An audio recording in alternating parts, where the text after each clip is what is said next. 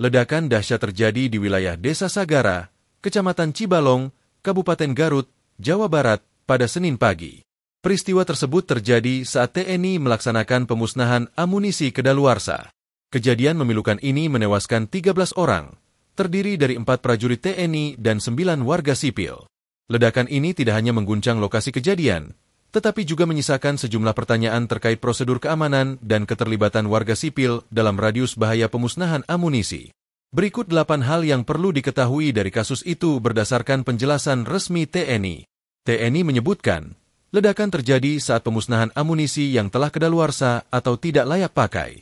Pemusnahan tersebut merupakan kegiatan rutin yang dilakukan oleh Satuan TNI AD. Lokasinya berada di lahan milik Balai Konservasi Sumber Daya Alam, BKSDA, di Desa Sagara. Jadi, memang betul pada 12 Mei 2025 pukul 9.30 WIB telah terjadi musibah di lokasi ledakan yang mengakibatkan 13 orang meninggal dunia pada saat kegiatan pemusnahan amunisi tidak layak pakai atau amunisi expired inventaris TNI AD dari Gupusmu 3 Puspalat tahun 2025. Ujar Kepala Pusat Penerangan, Kapuspen, TNI, Maijen Kristomei Sianturi, dalam live Kompas TV, Senin. Kristomei menuturkan, amunisi-amunisi expired yang hendak diledakkan berupa granat dan mortir. Dia menyebutkan, granat dan mortir itu belum sempat dipakai, namun sudah lewat masa pakainya.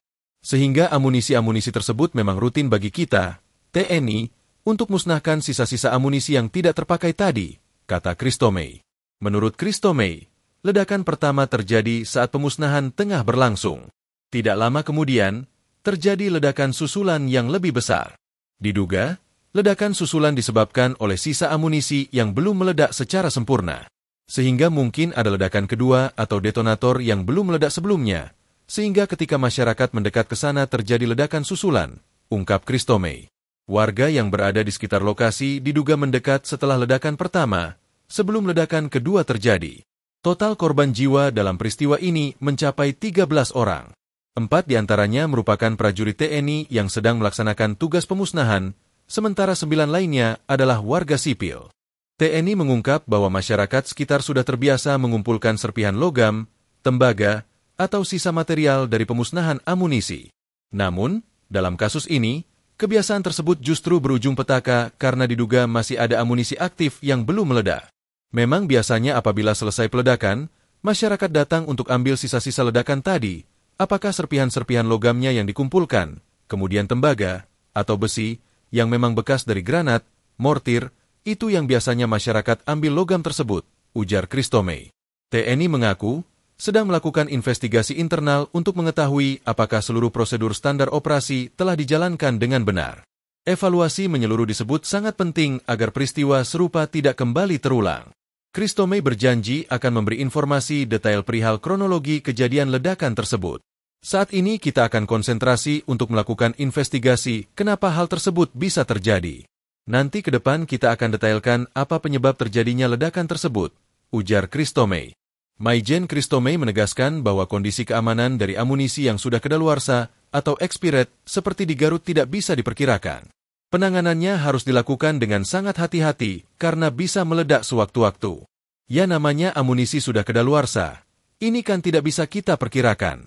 Artinya juga isiannya apakah masih sesuai dengan yang memang seharusnya ada, atau pemantiknya juga masih sesuai dengan yang memang sudah sesuai prosedurnya, ujar Kristomei. Usai kejadian, lokasi pemusnahan langsung diamankan oleh aparat TNI. Garis pengamanan diperluas untuk memastikan tidak ada warga yang masuk dan mencegah kemungkinan ledakan susulan dari sisa amunisi yang belum meledak.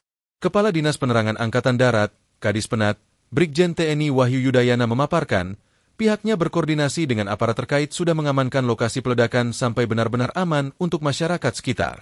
Wilayah di sekitar lokasi peledakan juga tengah disterilkan, karena dikhawatirkan masih adanya beberapa bahan yang berbahaya yang perlu diamankan. Download Tribun X sekarang, menghadirkan lokal menjadi Indonesia.